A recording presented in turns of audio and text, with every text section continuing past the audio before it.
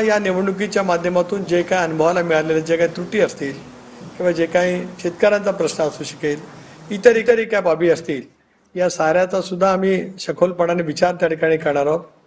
परवा दिल्लीमध्ये ज्यावेळेला राज्याचे मुख्यमंत्री एकनाथराव शिंदे, उपमुख्यमंत्री देवेंद्रजी, उपमुख्यमंत्री अजितदादा, मी स्वतः प्रफुल्लभाई भुजबळ साहेब आम्ही बसलो होतो. सलग 2 दिवस आम्ही त्या ठिकाणी चर्चा केली.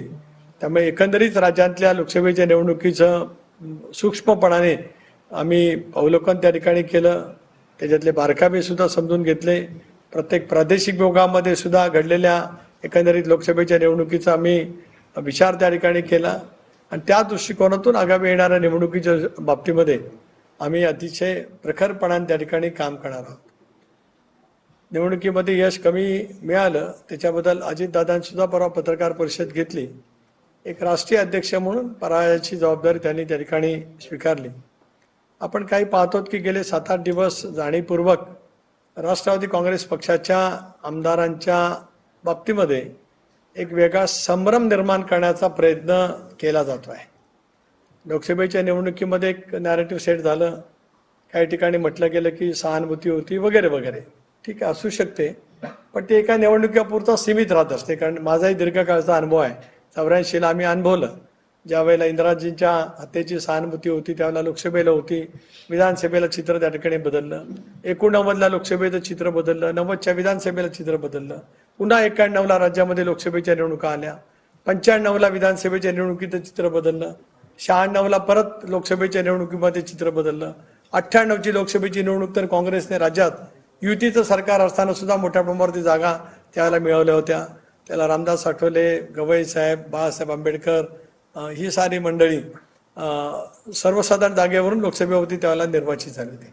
माझ्या सांगण्याचा मतीत अर्थ आहे की परवा ज्यावेळेला राष्ट्रवादी काँग्रेस पक्षाचं अधिवेशन झालं, वर्धापन दिन आम्ही साजरा केला. कार्यकर्त्यांच्या मनामध्ये उत्साह आहे, आत्मविश्वास आहे.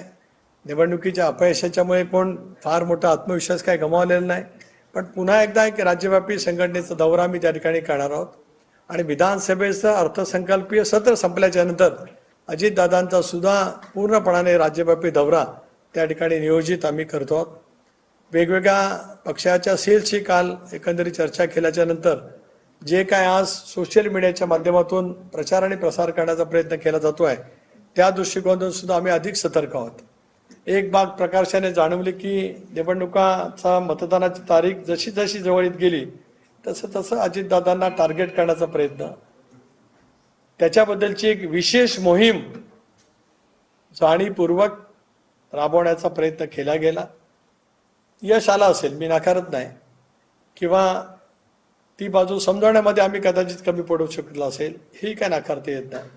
पण या साऱ्या काही गोष्टी लक्षामध्ये ठेवूनच आम्ही त्या ठिकाणी काम करतो आहोत. म्हणून निकालापासून आमदारांच्या वतीमध्ये सुद्धा बोललं जातं. परवाच्या दिवशी आमदारांची बैठक झाली, सगळे आमदार उपस्थित होते.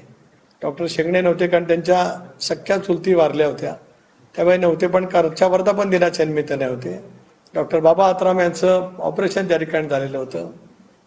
सुनील अण्णा बनसोड सुद्धा येऊन गेलेले होते. पण केवळ मुद्दाम होऊनच काहीतरी एक नॅरेटिव्ह सेट करण्याचा प्रयत्न केला जातो आहे.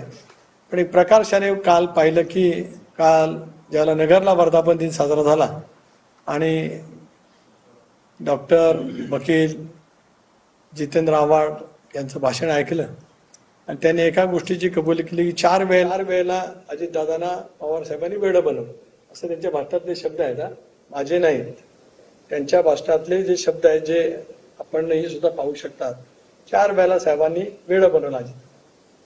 जे आम्ही सांगत आलो 1 वर्षभर की 14 असेल, 16 असेल, 19 असेल, 20, 22 असेल, राजीनामा दिला असेल, त्या वेळेला हे ठरलेलं होतं की भारतीय जनता पक्षाबरोबरती जायचं.